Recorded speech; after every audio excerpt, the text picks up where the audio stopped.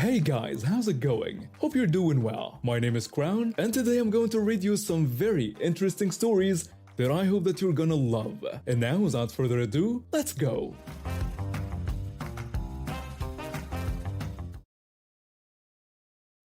My journey to this point started about 3 years ago when my husband and I found out we were expecting. We were over the moon, dreaming of all the milestones our little one would hit. But during a routine checkup, the doctor's face turned serious. They told us our baby might have Down syndrome. It was a lot to process. We went through a lot of emotions, fear, uncertainty, and eventually acceptance. When our daughter was born, we fell in love instantly. Sure, things were different than we'd initially imagined, but she was perfect to us. As she grew, we realized she needed extra support. She was hypotonic, meaning her muscle tone was lower than usual. It made simple things like holding her head up or crawling a bit more challenging, but we were determined to give her the best life possible. I had to quit my job to take care of her full time. It wasn't easy, especially since I'd always been career-oriented. But my daughter needed me, and that was all that mattered. My husband picked up extra shifts to make ends meet. When she turned 2, we decided to enroll her in daycare a couple of days a week. It would give her a chance to socialize and give me a breather. Plus, I could use those days for physical therapy appointments for my shoulder and joints. Years of desk work had taken their toll, and now with all the lifting and carrying, my body was protesting loudly. The stroller became our lifeline. At 27.5 pounds, my daughter was getting too heavy for me to carry, especially with my weak shoulder. The daycare had a special storage area for strollers, which was a godsend. So there I was on a regular Tuesday coming to pick up my daughter. I was looking forward to our evening routine, a bit of play, dinner, and then snuggling up with a book before bedtime. But as soon as I walked into the daycare lobby, I knew something was off. There was a red stroller in the middle of the room, just like mine. A boy, maybe 4 or 5, was half asleep in it. My stroller was nowhere to be seen in the storage area. A woman stood nearby tapping away on her phone. "Excuse me, did you borrow a stroller from the storage area?" "Oh yeah, my son was tired, and my car's on the far side of the parking lot. I didn't feel like carrying him." "I'm sorry, but that's my stroller. I needed to take my daughter home. Can't you just walk with me to my car? I'll give it back then." "No, I'm sorry, but I need it now. My daughter can't walk yet, and I can't carry her." "It's just for a few minutes. Don't be selfish." "Selfish? For wanting my own stroller?" I tell her, "Look, I understand your son is tired, but this is my property. I need it for my child who has special needs." "Oh please, all kids are special. Mine's just as tired as yours." My blood was starting to boil. How dare she dismiss my daughter's condition? My daughter has Down syndrome and can't walk. This isn't about being tired. Please, take your son out of my stroller. The woman rolled her eyes and started pushing the stroller towards the door. "I won't be long. You can wait." That was it. I snapped. I quickly moved and put my foot on the stroller brake, blocking her path. "You're not taking my stroller. Period." For a moment we just stared at each other, and I could see the realization dawning on her face that I wasn't back in town. With a huff, she picked up her son and stomped towards the door. "You're being ridiculous. I hope you're happy." As she left, I could hear her muttering about unreasonable people and just trying to help her kid. I took a deep breath, trying to calm my racing heart. Just then, the daycare director walked in, looking confused. "Is everything alright?" I heard raised voices. I explained the situation, still shaking a little from the confrontation. "I am so sorry this happened. We'll make sure to implement a better system for the stroller storage to prevent this in the future. Thank you." "I appreciate that. Honestly, I don't know how could someone be so entitled. People might not always understand our struggles, but I knew I'd always fight for what my daughter needs, no matter what." I'm a college student trying to make ends meet while juggling classes and a part-time job at a local coffee shop. My neighbor, who I will call Karen because that's exactly what she is, has 2 kids, a 10-year-old boy and an 8-year-old girl. One day, Karen knocked on my door looking frazzled and desperate. "Hey, I need a huge favor. Can you watch my kids for a few days?" When?" Starting tomorrow, I'm going to Las Vegas with some friends. It's a last minute thing, but I really need this break. I hesitated. I had exams coming up and shifts at work. I don't know, I've got a lot on my plate right now. Please, I'll pay you $30 a day when I get back. The kids are well behaved, I promise. Against my better judgment, I agreed. I could use the extra cash and I figured it wouldn't be too bad. Alright, I'll do it. Thank you so much. You're a lifesaver. The next morning, Karen dropped off her kids with a hasty goodbye and a promise to be back in 4 days. To be fair, the kids were pretty good. They were polite, didn't cause much trouble, and mostly kept themselves entertained. I made sure they were fed, helped them with homework, and even played some board games with them. 4 days passed and Karen didn't show up. I called her, but it went straight to voicemail. Another day went by and still nothing. I was starting to get worried and annoyed. Finally, on the 6th day, there was a knock at my door. It was Karen, looking disheveled and hungover. I asked her, "Where have you been? You said you'd be back 2 days ago." "Yeah, sorry about that. We extended our trip a bit." "Okay, well, the kids are fine. So, about the payment." "Oh, right, about that. I lost all my money gambling.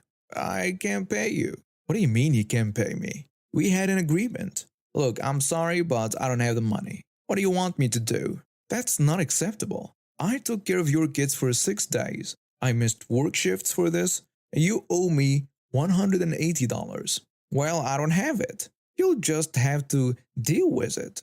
I was furious. Without thinking, I blurted out, "If you don't pay me, I'll take you to small claims court." Karen's face turned red. "Are you threatening me? Over $180? You're pathetic." "I'm not threatening you. I'm telling you what will happen if you don't hold up your end of the deal." "Fine. Keep the stupid money. I'm out of here." And just like that, she took off, leaving her kids behind in my apartment. "Wait, you can't just leave your kids here." But she was already gone. I tried calling her repeatedly, but she wouldn't answer. I was stuck with 2 kids who weren't mine, and I had no idea what to do. After a few hours of trying to reach Karen, I decided to take matters into my own hands. I loaded the kids into my old beat-up car and drove to Karen's apartment. But when we got there, the place was dark and empty. No one answered the door. The boy says, "Mom's not home. She does this sometime." The girl adds, "Yeah, she probably went out with her friends again." Feeling defeated and not knowing what else to do, I took the kids back to my place. They seemed unfazed by the whole situation, which made me wonder how often this kind of thing happened. The next morning, I decided I needed to involve the authorities. This was way beyond what I signed up for. I was about to head to the police station when all hell broke loose. It was around 10 p.m. when I heard the loud bang at my door. Before I could even react, my apartment was swarming with police officers in tactical gear, guns pointed at me. "Get down on the ground! Now!" I was in shock. I couldn't understand what was happening. They handcuffed me and dragged me out of my apartment. The kids were crying, confused, and scared. At the police station, I learned the horrifying truth. Karen had filed a police report claiming I had kidnapped her children while she was away on a trip and that I was trying to extort her for a large sum of money. That's not true. She asked me to babysit. She left them with me and wouldn't come back to get them.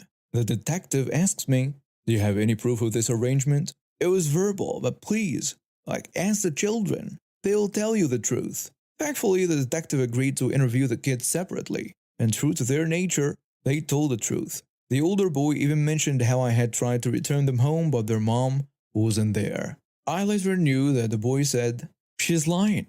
She's left us with a neighbor because she wanted to go to Las Vegas. She does stuff like this all the time." And the girl added, "Yeah, our neighbor was nice to us. We had fun. Mom's the one who didn't come back when she said she would." The relief I felt was immeasurable. The charges against me were dropped immediately, and suddenly the focus shifted to Karen. She was arrested for filing a false police report, child abandonment, and attempted extortion.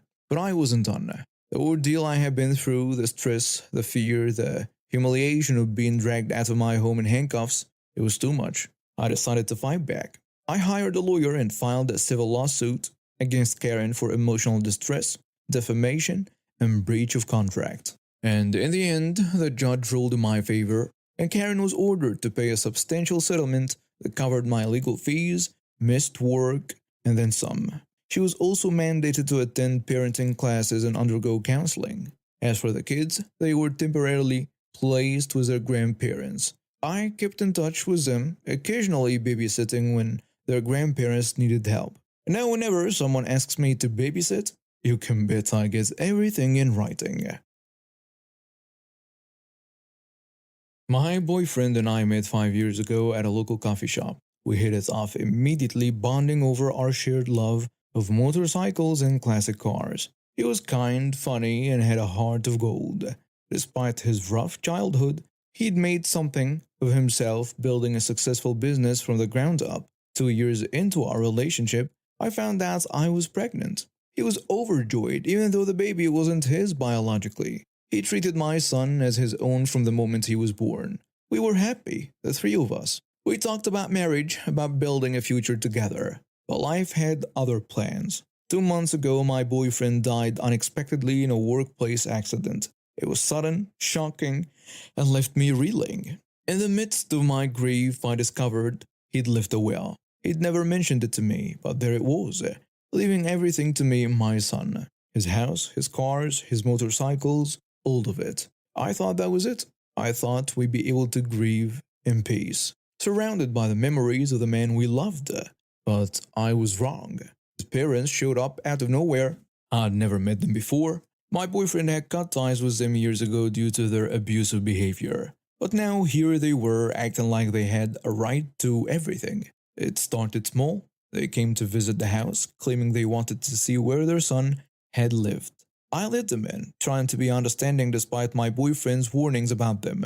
And that was my first mistake. The next day I drove by the house to find the driveway empty. All 5 of his cars and both motorcycles were gone. When I called them, they acted like it was perfectly normal. Mother-in-law says, "Oh, we're just storing them at our place for safekeeping. You understand, don't you?" No, I don't understand. Those vehicles belong to me and my son now. You had no right to take them. Don't be silly, dear. Our son wouldn't have left everything to some woman he wasn't even married to. We are his parents. It's only right that we get his things. I was stunned.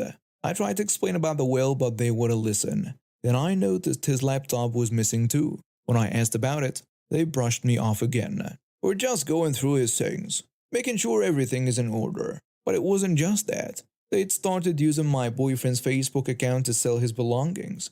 Furniture, appliances, even his clothes. All listed for sale without my knowledge or consent. I felt helpless. The probate hearing wasn't for another month and I didn't know what to do. And that's when I decided to reach out for help. My first stop was a local police station.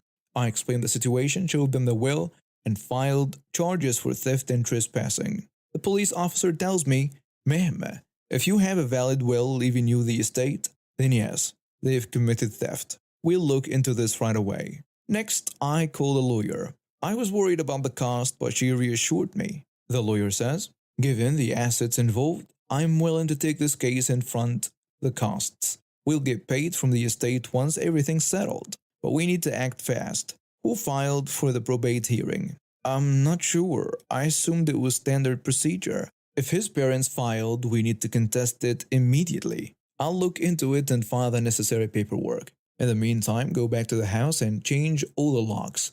If they try to enter again, we can add burglary to the charges.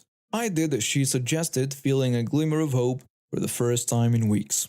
Then, acting on another piece of advice, I called the county's public administrator. "We can certainly step in to protect the estate until the probate hearing. I'll send someone over right away to document everything and secure the property." Over the next few weeks, things moved quickly. The police recovered most of the vehicles, though one car had already been sold. My lawyer filed injunctions to stop the sale of any more property and to freeze my boyfriend's accounts. When the probate hearing finally arrived, I was nervous but prepared. His parents showed up, looking smug until they saw my lawyer. Their faces fell when the judge reviewed the will and declared it valid. The deceased's wishes are clear. The estate is to pass to his partner and her son.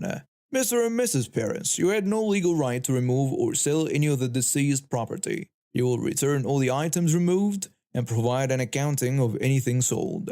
His mother tried to protest, but the judge shut her down. Furthermore, given your actions, I'm ordering you to pay restitution for any items sold or damaged, plus legal fees. If you fail to comply, you'll be held in contempt of court. As we left the courthouse, I knew it wasn't over. We still had to recover everything and deal with the aftermath of their actions. But for the first time since my boyfriend's death, I felt like I could breathe again. It wasn't the future we planned, but I was going to make sure our son grew up knowing how much his dad had loved him. I'm 32 years old, and for the past 7 years, my husband and I have been trying to have a baby. Our struggle with infertility began shortly after we got married. We were so excited to start the family, naively thinking it would happen quickly. Months after months, we'd wait anxiously, only to face crushing disappointment. After a year of trying, we sought medical help. That's when our world turned upside down. Tests revealed I had a condition that made it difficult for me to conceive. We tried various treatments from fertility drugs to in vitro fertilization, but nothing worked. Each failed attempt felt like a piece of our dream was slipping away. Despite the challenges, my husband and I clung to hope. We bought a baby name book and carefully selected names for our future child. We wrote them down on a small note tucked inside the book, keeping it in our bedroom as a symbol of our enduring hope. My sister, on the other hand, seemed to have no trouble having children. She already had 5 daughters and recently announced she was pregnant with her 6th child. While I was happy for her, I couldn't help feeling a bit envious. It wasn't fair, and that's how I felt. 2 weeks ago, my sister went into labor. I rushed to the hospital with my parents and her in-laws. My husband couldn't make it due to work, but I promised to keep him updated. After hours of waiting, we were finally called in to meet the baby. And that's when everything fell apart. Sister says, "We've decided to name him Elio." I froze. Elio was the name my husband and I had chosen for our future son. How did she know? I know it was your top choice, but since you won't be having kids after all this time, we decided to use it. No point in letting a good name go to waste, right? I felt like I'd been punched in the gut. Memories flooded back of my sister visiting our house a few months ago. She must have snooped through our things and found the name. How could you do this without talking with your sister first? Mom tells her. It seemed a shame to waste a perfectly good name if she asked me not to use it. I couldn't breathe. Without a word, I turned and left the hospital room. I didn't even congratulate her. I just went home and cried for hours. The next day, my phone rang. It was my sister. "Why are you making such a big deal out of this? I'm hurt you never discussed your baby names with me. You were gatekeeping them, even when you knew you wouldn't have a baby. How could you go out of your way to take the one name my husband and I had picked? You're being too sensitive." I hung up without another word. 2 days later, my parents called to check on me. They suggested I should let it go and apologize for walking out of the hospital. My sister even claimed I had ruined her postpartum time and called me selfish. Not only had my sister stolen the one thing I had left of my dream to be a mother, but now my family expected me to apologize for being upset about it. That's when I decided I'd had enough. I called a family meeting, including my husband this time. When everyone was gathered, I took a deep breath and spoke. I want you all to understand something. My struggle with infertility has been the most painful experience of my life. That name wasn't just a word to us, it was a symbol of our hope, our dreams. By taking it without our permission, you didn't just steal a name, you stole a piece of our hearts. My sister tried to interrupt, but I held up my hand. I'm not finished. I've spent years supporting you through your pregnancies and birth, hiding my pain to celebrate your joy. And this is how you repay me? By snooping through my personal things and taking the one thing that was sacred to us? I turned to my parents. And you expect me to apologize? For what? For having feelings? For being hurt by this betrayal? Mom says. We just thought. No, you didn't think. None of you did. You didn't think about how this would affect me or my husband. You didn't consider our feelings at all. I took my husband's hand and stood up. We're done now. We're taking a break from this family until you all can understand the depth of what you've done. And sister, I hope every time you call your son's name, you remember the pain you've caused us. With that, we left, and for the first time in years, I felt strong. I knew the road ahead would be difficult, but I also knew that my husband and I would face it together, with or without my family's support. And now we have reached the end of today's stories. Thank you for watching and see you next time.